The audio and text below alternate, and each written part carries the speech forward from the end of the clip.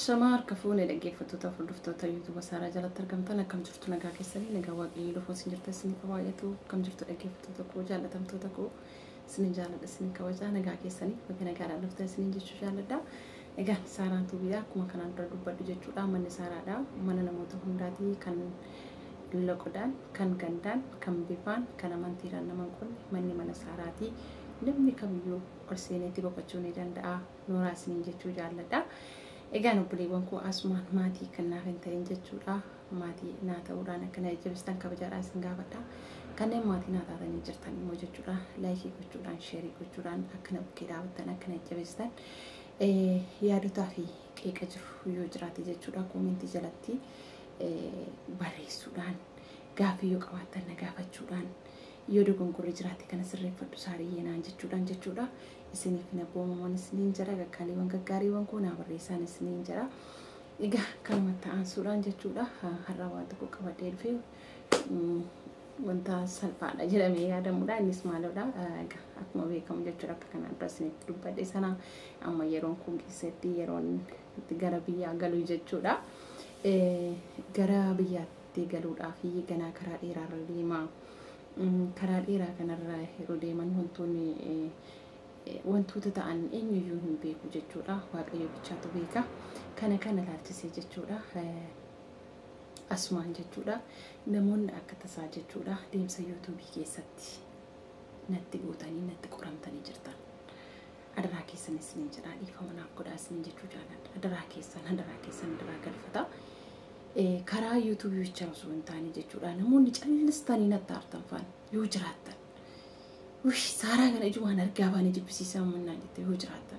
Adaraa keessan ani isiniin jaalladha isin ajibbaayuu malee garuu dhiifama naa godhaa. Sasin balleessanis san an balleessas jechuudha. Ofii kootii fudhadhee dhiifama isin gaafataa jira. Dhiifama naaf godhaa isiniin jechuu jaalladha. Qaqqaaliiwwan gaggaariiwwan koo adaraadha kun jechuudha. Adaraadha. Innaa akkuma kana keessumattuu jechuudha namoota lama jechuudha dhiifama gaafachuu jaalladha. Namooti lamaan kun eenyudha hojjettanii obboleettii koo Sigeekanii fi haadha eebboodha jechuudha. Harmee eebboo lama keessan dhiifama naaf godhaa baay'ee isinitti balleessee jira. Baay'ee isin baddale yeroon akka isiniin jedhu isin arrabsee osoo hin taane Innaa gidduutti waamamee dhiifama naa godhaan isiniin jedha qaqqaaliiwwan gaggaariiwwan koo obboleewwan kana jechuudha. Obboleettii koo Sigeekanii fi obboleettii koo haadha eebboodha. Walillee wal arrabsinee osoo hin taane akka nama guddaa tokkotti natti haasa'anii jechuudha. Anillee yaada isaanii waan fudhachuu dhiiseef jechuudha. Asuma dhiifama gaafachuu barbaada jechuudha. Yaaddi isaanii fudhatama dhabeef osoo hin taane gara isaanitti nageessaa jiran sanatu waan fudhatama hin qabneef ofirraa dhiise jechuudha. Kanaaf obboleewwan koo ani isiniin tuffanne asumaan jechuudha. Kan isin naa beekuu qabdan obboleettii koo Sigeekanii fi obboleettii koo haadha eebboo ani tuffii keessan osoo hin taane tuffii yaadichaatti jechuudha. Kanan fagaachuu barbaade. Kanaaf akka tasaanatti haaruun keessan hin hafne waan ta'eef adaraa keessan la maqaa abbaa keenya Yesuus Kiristoos dhiifama isin gaafadhaa. Lammanuu keessan dhiifama naaf godhaan isiniin jedha. Ittuma dabalata jechuudha. Uummanni chaanala koo jalatti argamtan deebisees immoo kan akka tasaa chaanaalli koo kun yookaas immoo viidiyoon koo kun isinirra bu'e kan jirtan jechuudha. Hundumti keessan jechuudha. Akka tasaa jechuudha. Akka tasaa natti aartanii yoo jiraattan dhiifama naa godhaa. Ani nama karaarra jirudha waan ta'eef jechuudha. Namni kamiyyuu jechuudha.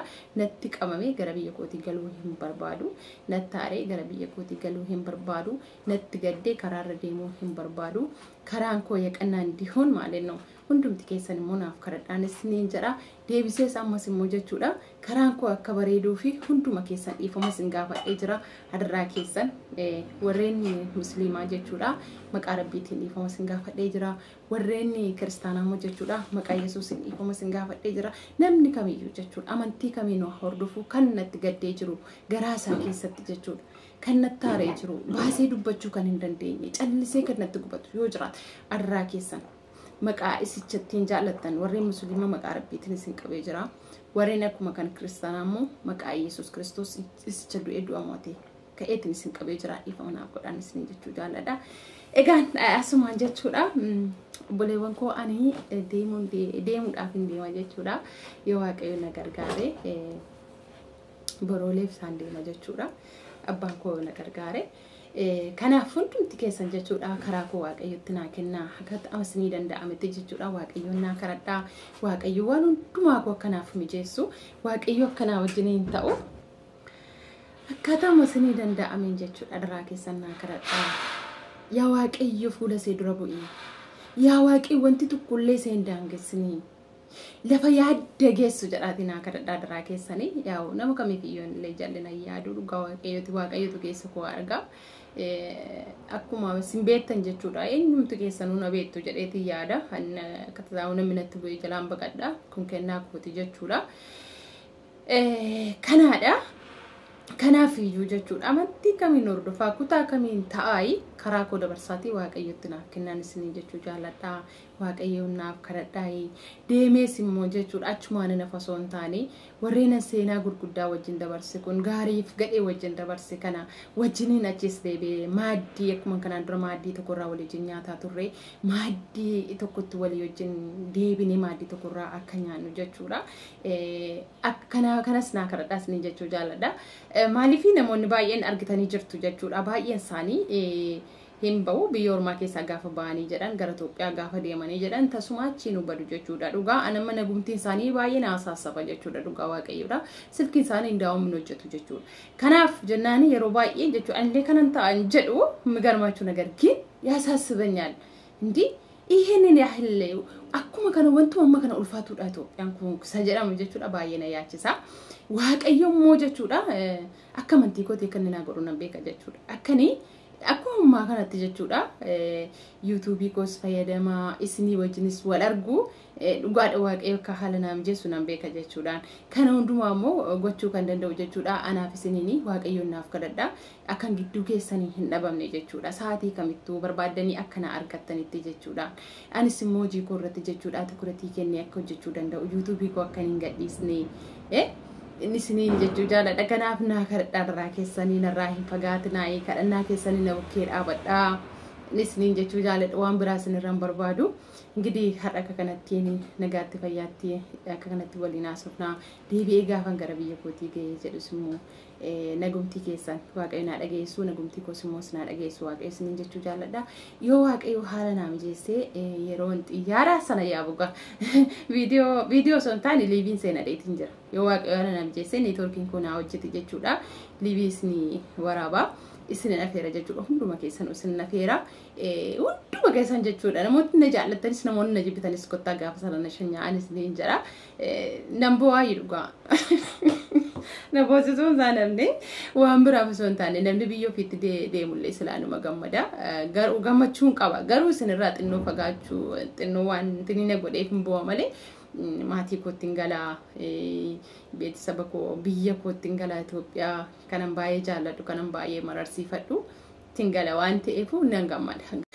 Kana ilaalchisee jechuudha xinnoo na yaaddessa jechuudha isa booda garuu jireenyi koo waaqayyo na gargaaree haala naa mijeessee naannoo Wallaggaa sana osoo hin taane kan jiraadhu waaqayyo na gargaaree Dabra Zayitiin jiraadha. Dabra Zayitiin immoo neetworkiin hin ba'a jechuudha kana nama mana sirriitti jechuudha. Kanaaf hamma kanatti waliin dhabnu egaa jaalala sanaaf ta'u jaalala Kiristoos naaf ta'u hundumti isaayyuu innaa kana ilaalchisee jechuudha baqqaa hundumti keessanii warreen natti artanii jirtan warreen nan isin qoree isin gubee isin hangashagashee yeroo mana ilaaltan kana natti gubattanii dhugaa waaqayyo adaraa keessan dhiifama isiniin jira dhiifama naa godhaa dhugaa alaa fuula waaqayyo duraa badhiitan dhiifama isin gaafadha dhiifama naa godhaa hundumti keessan innaa kanaadhaan isiniin jedhaa baay'een isin jaalladhaa baay'een isin kabajaa egaa waaqayyo na gargaare immoo liiviinaa wajjiniin seentu jedheeti yaada roobii galgala akkasi gaafna shanyaatu waan abbaa ishee dhugaa afeerraa isinii godhee jira jechuudha hunduma keessaniif ishii afeerraa isinii godhee jira akka yoo waaqayyo haala naa mijeessee neetworkiin naa hojjeteef jechuudha nan seenaa liivii akkasitti warshanya'uu dandeenya warri fageenya irra jirrusi warri dhiyeenya irra jirruutis okee na arguu danda'u na arguu danda'u